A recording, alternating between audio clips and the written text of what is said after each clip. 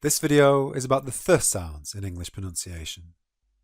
There are actually two th sounds in English, one which is voiced and one which is unvoiced. For example, the, as in these, which is voiced, and th, as in thick, which is unvoiced. So th and th. And we make these sounds by touching our teeth with our tongue. So again we get the, as in these, and th, as in thick. Practice these words and feel the difference.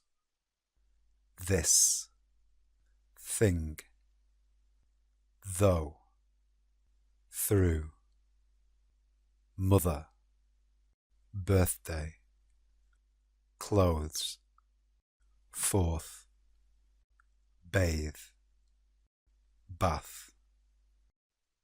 And then a full sentence. I never sunbathe, but I love a bath. It's very important that you pronounce this sound correctly. If you don't, it will sound like a s or z sound.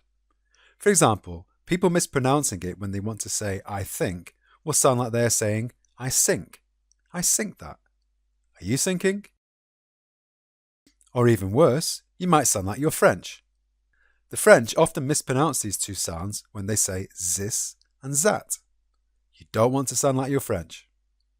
So practice with these words. Repeat after me.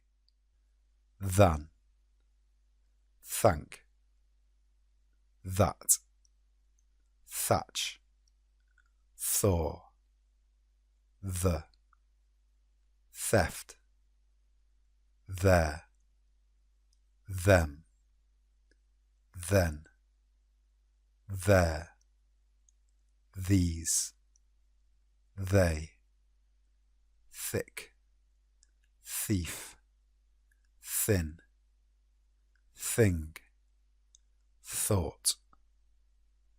Can you tell which th sound you're using? The voiced one or the unvoiced one? The highlighted sounds are the voiced sounds.